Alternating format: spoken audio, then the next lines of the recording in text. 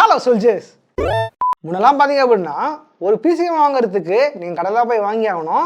CD வாங்கி தான் நீங்கள் அந்த கேம் இன்ஸ்டால் பண்ணி ஆகணும். அதுக்காகவே அந்த காலத்தில் கஷ்டப்பட்டு காசு சேர்த்து வச்சு சிடி வாங்கியிருப்பேன். ஆனால் அப்புறம் தெரியும் அதுவும் கிராக்கு அப்படின்ட்டு.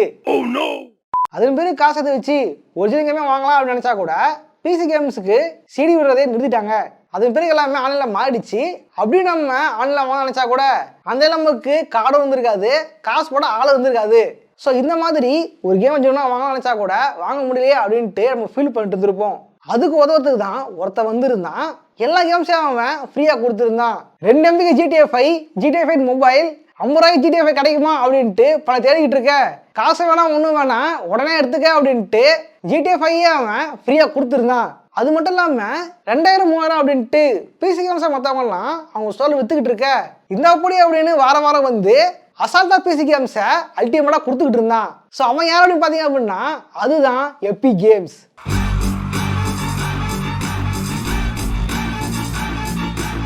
சரி, ஓகே. எபிக் கேம்ஸை பார்த்தீங்க அப்படின்னா வாரம் அவங்களோட ஸ்டோரில் ஏதாவது 2 கேம்ஸை ஃப்ரீயாக கொடுத்துக்கிட்டு இருக்காங்க. அது மட்டும் இல்லாமல் 2000 3000 விற்றுக்கிற கேம்ஸையே அவங்க அசால்ட்டாக ஃப்ரீயாக கொடுத்துக்கிட்டு இருக்காங்க. ஸோ இதில் நம்ம எதனால் எபிக் கேம்ஸ் ஃப்ரீயாக கொடுக்குறாங்க, அது மட்டும் இல்லாமல் அங்கே எப்படி வளர்ந்தாங்க அப்படின்றது தான் இதில் தெளிவாக பார்க்க போகிறோம். ஓர ஷோவில் போயிடலாம். நான் கலகசாமி, இந்த ஷோ குறியீடு கதைசாமி. Epic Games Epic Games triple கேம்களை எப்படி ஃப்ரீயாக தராங்க அப்படின்னு பார்க்கறதுக்கு முன்னாடி எபிக் எப்படி பட்டவங்க அப்படின்றத கண்டிப்பாக பார்த்தே ஆகணும். சரியாக சொல்ல அப்படின்னா 1989 இந்த வருஷத்தில் போட்டோமேக் மேரிலாண்டில் ஒரு இளைஞன் ஒருத்தர் இருந்தான். அந்த இளைஞன் பேர் தான் டிம் ஸ்வினி. டிம் ஸ்வினி பற்றி பார்த்தீங்க அப்படின்னா 19 வயசுல இருந்த ஒரு இளைஞன்.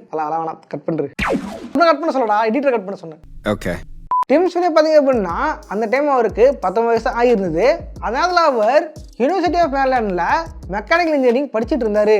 அந்த டைம் அவருக்கு வீக்கெண்டில் ஏதாவது செய்யணும் அப்படின்ட்டு ஒரு எண்ணம் இருந்ததை தவிர என்ன செய்யணும் அப்படின்ட்டு பெருசாக எண்ணம் இல்லை. அப்புறம் என்ன பண்ணார் அப்படின்னா ஒரு கம்ப்யூட்டர் கன்சல்டிங் கம்பெனியை ஆரம்பிக்கிறாரு. அதுவும் பேட்டமேக் கம்ப்யூட்டர்ஸ் அப்படின்ற பேரை தான் முதல்ல ஆரம்பிக்கிறாரு. ஆரம்பித்து வீக்கெண்டில் மட்டும் அதில் ஒர்க் பண்ண ஆரம்பிச்சிருந்தாரு. இது என்ன பிரச்சனை பார்த்தீங்க அப்படின்னா அந்த கம்பெனி இருக்கவே லாஸில் போயிட்டு இருந்தது. இதனாலே அவர் அந்த கம்பெனியை அப்படி இழுத்து மூடிடுறாரு. இதுக்கு பிறகும் டிம் ஸ்வினிக்கு ஏதாவது பண்ணோட எண்ணம் மட்டும் இருந்துகிட்டே இருந்துச்சு. எல்லாரும் என்ன பண்ணாரு அப்படின்னா ஒரு கேம் தயாரிக்கலாம் அப்படின்ட்டு முடிவு பண்றாரு. அதுக்காக அவர் ஆயத்தம் ஆகிறாரு.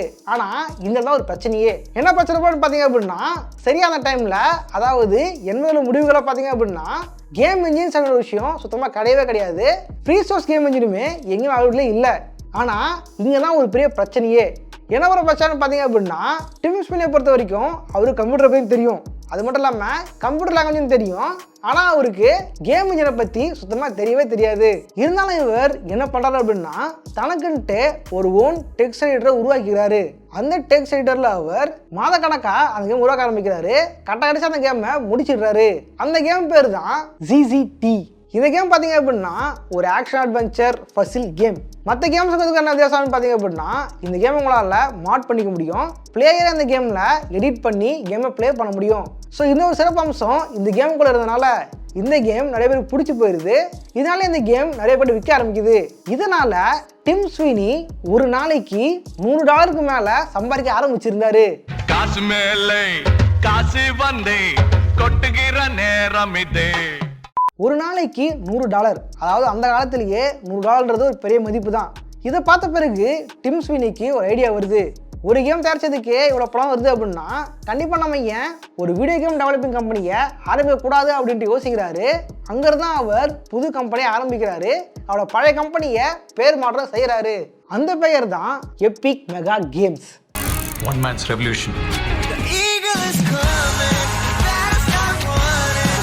பேட்டமேக் கம்ப்யூட்டர்ஸை எபிக் மெகா கேம்ஸ் அப்படின்ட்டு பேர் மாற்றம் பண்ணியாச்சு. ஆனால் ஒரு கேம் டெவலப்பிங் கம்பெனியை எப்படி உருவாக்குறது, அதை எப்படி சக்ஸஸ்ஃபுல்லாக கொண்டு போகிறது அப்படின்ற விஷயம் மட்டும் டிம் ஸ்வினிக்கு மிகப்பெரிய தலைவலியாக இருந்தது. இதனாலே அவர் சில நண்பர்களை தங்களோட சேர்த்துக்கிட்டாரு. அதில் முக்கியமானவர் தான் மார்க் ரைன்.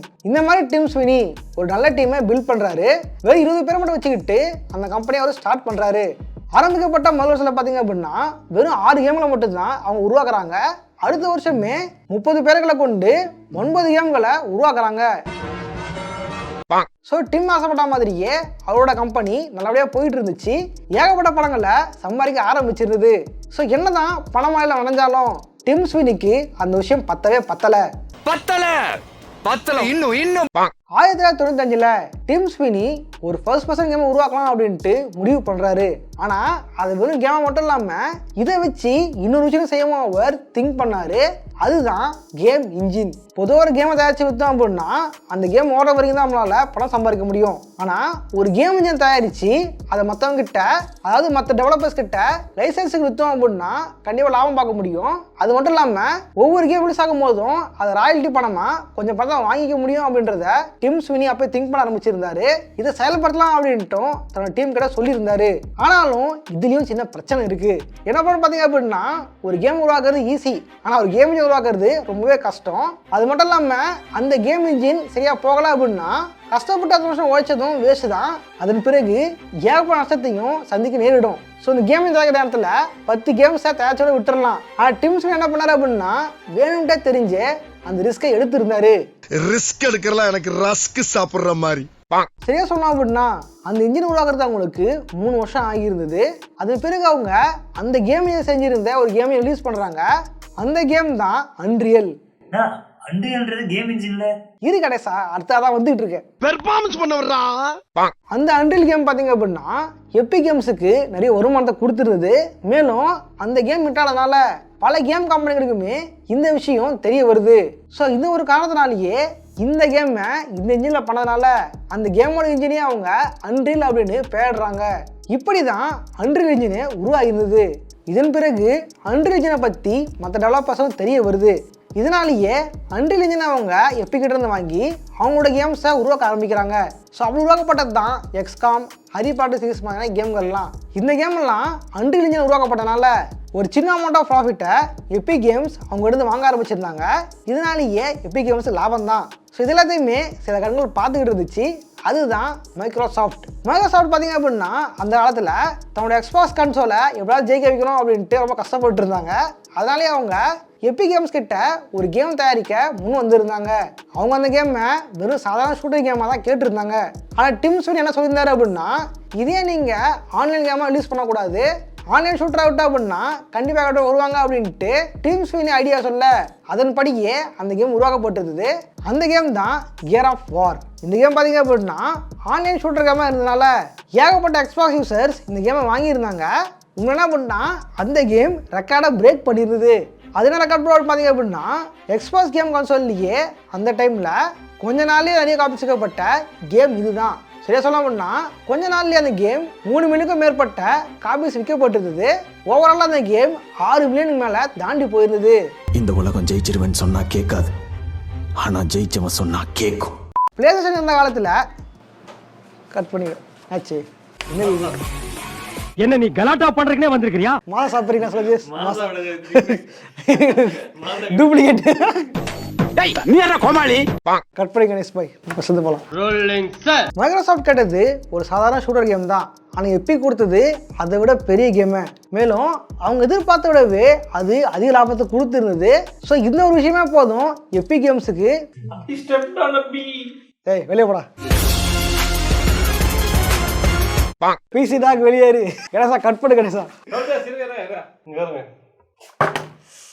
இங்க படுத்துற நிமிஷம்னால தாங்க முடியலையே. மைக்ரோசாஃப்ட் கேட்டது ஒரு சாதாரண ஷூட்டர் கேம் தான். ஆனால் எபிக் கேம்ஸ் அவங்க கேட்டதை விடவே கொடுத்துருந்தாங்க. மேலும் அவங்க எதிர்பார்த்த விட கேம் அதிக லாபத்தையும் கொடுத்துருந்தது. இந்த ஒரு விஷயமே போதும் எபிக் கேம்ஸை பற்றி மற்றவங்க தெரிஞ்சுக்கிறதுக்கு. ஸோ கியர் ஆஃப் வார் கேமோட மிகப்பெரிய வெற்றிக்கு அப்புறம் எபிக் கேம்ஸை எல்லாமே திரும்பி பார்க்க ஆரம்பிச்சிருந்தாங்க. ஸோ இதனாலேயே பெரிய பெரிய கம்பெனியெல்லாம் அன்ரியல் இன்ஜினை ரெஃபர் பண்ண ஆரம்பிச்சிருந்தாங்க. ஸோ அப்படி உருவாக்கப்பட்டது தான் 2K கேம்ஸோட பயோஷாக், WB கேம்ஸோட DC universe online, injustice, Dishonored, Arkham series and Outlast. இப்படிப்பட்ட பெரிய பெரிய AAA கேம்ஸ் எல்லாம் அன்ரியல் இன்ஜின் உருவாக்கப்பட்டதுனால எபிக் கேம்ஸுக்கு ஏகப்பட்ட லாபம். இதனாலே அவங்க பண மழையில நனைய ஆரம்பிச்சிருந்தாங்க. ஆனாலும் எபிக் கேம்ஸுக்கு இந்த காசு பத்தல. அன்ரியல் இன்ஜினால வந்துகிட்டு இருக்க டிம் ஸ்வினிக்கு இன்னொரு ஐடியா ஒன்று இருந்தது. புதுசாக கேம் உருவாக்கலாம் அப்படின்ட்டு அவர் திங்க் பண்ண ஆரம்பிச்சிருந்தாரு. என்னதான் அந்த கேம் பேட்டில் ஃபீல்ட் ஹீரோஸ் மாதிரி இருந்தாலும் எப்படியாவது அந்த கேமை உருவாக்கலாம் அப்படின்ட்டு அவர் முடிவு பண்ணியிருந்தாரு. அந்த கேமும் கடைசியாக 2017 லான்ச் ஆகிருந்தது. ஆனால் லான்ச் ஆகும்போது எபி கேம்ஸ் கிடையாது தெரிஞ்சிருக்காது இந்த அளவுக்கு ஹிட் ஆகும் அப்படின்னு. ஓவர் பில்டப் பண்ணாத ப்ரோ, அது கேம் என்ன சொல்லு ப்ரோ அப்படின்னு கேட்பீங்க. எனக்கு தெரியும். அந்த கேம் என்ன பார்த்தீங்க அப்படின்னா அதுதான் ஃபோர்ட்நைட்.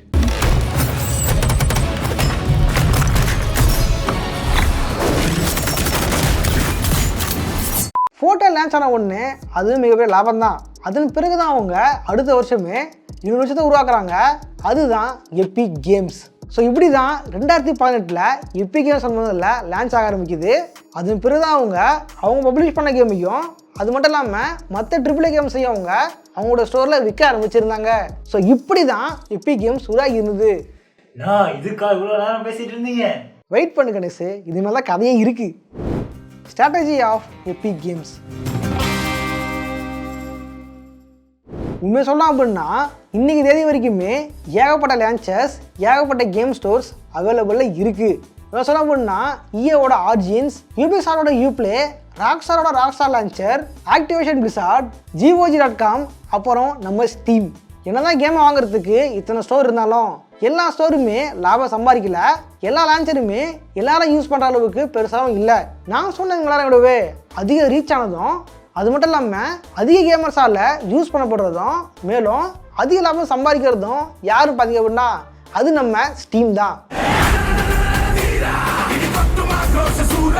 ஸ்டீம் பற்றி சொல்லணும் அப்படின்னா அவங்க பல வருஷமாக இருக்கிற ஒரு மிகப்பெரிய கேம் ஸ்டோர். அது மட்டும் இல்லாமல் இந்த கேம் ஸ்டோர்லேயே பல வருஷமாக இருந்து பழந்துன்னு கொட்டப்படுறது இவங்க தான். ஸோ இப்படிப்பட்ட ஸ்டீமை விட்டு புதுசாக லான்ச் ஆக வருவாங்களா அப்படின்னு பார்த்தீங்க அப்படின்னா மிகப்பெரிய டவுட்டு தான். ஏன்னா பல வருஷமாக இருக்கிறதுனாலேயே ஏகப்பட்ட கேமர்ஸ் அதில் கேம் வாங்கியிருப்பாங்க. அந்த கேம் எல்லாமே அவங்களோட லைப்ரரியில் அது சேர்ந்துருக்கும். ஸோ இந்த ஒரு காலனாலேயே ஸ்டீமோட லைப்ரரி விட்டு ஒரு புது லான்ச்சரோட லைப்ரரி போகிறதுக்கு யாராக இருந்தாலும் தாங்க தான் செய்வாங்க. ஸோ இது ஒரு காலனாலேயே புதுசாக ஆரம்பித்தா அப்படின்னா மண்ணக்காக தான் செய்யணும். ஸ்டீமை தள்ளி விட்டுலாம் யாரும் வர முடியாது. ஸோ இந்த விஷயத்தில் ஸ்டீம் தான் மாஸ்.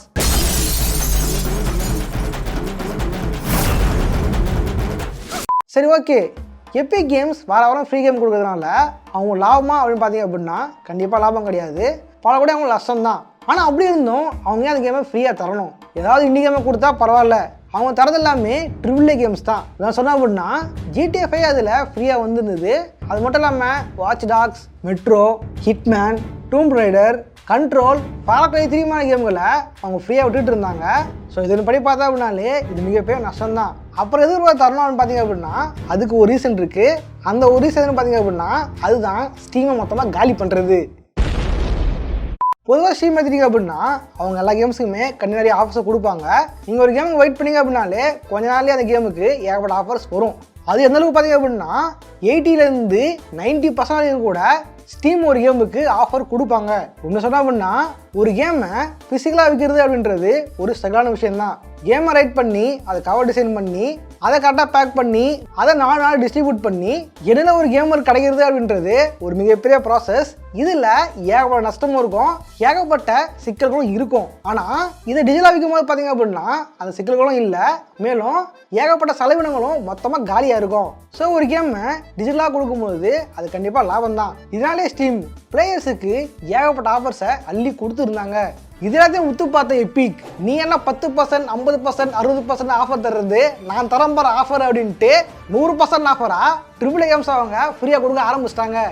Offer closes soup. பொதுவாக பொருளை ஃப்ரீயாக கொடுக்கும்போது அதை வாங்குறதுக்குன்ட்டு ஏகப்பட்ட ஆளுங்க வருவாங்க. அது மூலியமாகவே அந்த ஸ்டோர் ரீச் ஆகும். ஸோ அந்த ஒரு காரணமாக தான் எபிக் இந்த மாதிரி கேம்ஸை ஃப்ரீயாக கொடுத்துக்கிட்டு இருக்காங்க. உதாரணம் எதுனா அப்படின்னா சில வருஷங்களுக்கு முன்னாடி ஜியோ சிம் லான்ச் ஆகிருந்தது. அந்த டைம் பார்த்தீங்க அப்படின்னா இன்டர்நெட்டை அவங்க ஃப்ரீயாக கொடுத்துருந்தாங்க. 100 MBக்கு 100 ரூபா போட்டு கஷ்டப்பட்டு அந்த காலத்தில் ஒரு நாளைக்கு 4 GB அப்படின்ட்டு அன்லிமிட்டட் இன்டர்நெட், அன்லிமிட்டட் கால், அன்லிமிட்டட் SMS அப்படின்ட்டு ஜியோ இலவசமாகவே கொடுத்துருந்தாங்க. இதெல்லாம் அவங்க நஷ்டமானு பார்த்தீங்க அப்படின்னா இது நஷ்டம் இல்லை, அவங்கள பொறுத்த வரைக்கும் அது முதலீடு. இந்த மாதிரி முதலீடை தான் எபிக் கேம்ஸ் இப்போ பண்ணிக்கிட்டு இருக்காங்க. இவங்க ஃப்ரீயாக கொடுக்குறது எல்லாமே அவங்கள பொறுத்த வரைக்கும் அது முதலீடு தான். இல்லை ப்ரோ அவங்க ஃப்ரீயாக கொடுக்குறாங்க ப்ரோ இது அவங்க லாஸ்ட் தான் ப்ரோ அப்படின்னு நினச்சிங்க அப்படின்னா எபிக்கை பொறுத்த வரைக்கும் அவங்க கேமிங்கில் மட்டும் இல்லாமல் அன்றில் மூலிமா அவங்க சினிமாக்குள்ளேயும் போயிட்டாங்க. விஎஃப்எக்ஸ், அது மட்டும் இல்லாமல் நியூஸ் ப்ரொடக்ஷன் அப்படின்ட்டு பல இடங்களுக்குமே அன்ரில் என்ஜின் யூஸ் ஆகிட்டு இருக்கு. ஸோ இதெல்லாமே எபிக் கேம்ஸை பொறுத்த வரைக்கும் மிகப்பெரிய லாபம் தான். ஸோ அந்த லாபத்தில் இருந்தால் இவங்க இந்த மேலும் செலவு பண்ணுறாங்களே தவிர இவங்க ரொம்ப கஷ்டப்பட்டுலாம் இந்த கேமை ஃப்ரீயாக தரதில்ல. உண்மையை சொன்னால் அப்படின்னா பிசி கேமிங் செல்லிங்கோட மார்க்கெட் ஒர்த் எவ்வளோ பார்த்தீங்க அப்படின்னா $30 பில்லியன் அமெரிக்க. இது இன்னும் டிப்பாக பார்த்தா அப்படின்னா கேமிங் இண்டஸ்ட்ரியோட சுமாரான மார்க்கெட் ஒர்த் எவ்வளோ பார்த்தீங்க அப்படின்னா $300 பில்லியன் அமெரிக்க. ஸோ எபிக் டார்கெட் பண்ணுறது இந்த 30 பில்லியன் இல்லை, இந்த 300 பில்லியனை தான். ஸோ கண்டிப்பாக இவங்க இந்த 300 பில்லியன் அடையணும் அப்படின்னா இந்த 30 பில்லியன் தாண்டி தான் போயாகணும். இதனால தான் இவங்க இந்த ஃப்ரீ கேம்ஸ் மூலிமா வீடியோ கேம் இண்டஸ்ட்ரியில் ஒரு முக்கியமான ஷேர் அடையிறதுக்கு முயற்சி பண்ணிட்டு இருக்காங்க. அதுக்கான முதலீடு தான் இந்த ஃப்ரீ கேம்ஸ். ஸோ இந்த ஃப்ரீ கேம்ஸ்ன்றது ஒரு சாதாரண விஷயம் இல்லை. இதுக்கு பின்னாடி எவ்வளோ திட்டம் இருக்குது, ஏகப்பட்ட முதலீடு இதில் இருக்குது. ஸோ பின்னாடி மிகப்பெரிய லாபத்துக்காக தான் எபிக் கேம்ஸ் இதை பண்ணுறாங்க. இது ஒன்றும் சாதாரண விஷயம் இல்லை. ஸோ கேமர்ஸை பொறுத்த வரைக்கும் இது மிகப்பெரிய லாபம் தான்.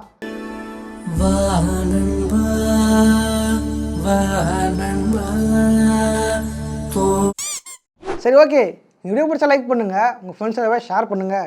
எபிக் கேம்ஸ் கேம் ஃப்ரீயாக தரத்துக்கு இது காரணம் இல்லை ப்ரோ, வேறு காரணம் இருக்குன்னு நினச்சிங்க அப்படின்னா அதை காமெண்ட்ஸாக கமெண்ட் பண்ணுங்கள். அதையும் நான் படி தெரிஞ்சுக்கிறேன். மேலும் இதே மாதிரி கேமிங் டாபிக்ஸ் பற்றி பேசணும் அப்படின்னா அதை காமெண்ட்ஸாக கமெண்ட் பண்ணுங்கள்.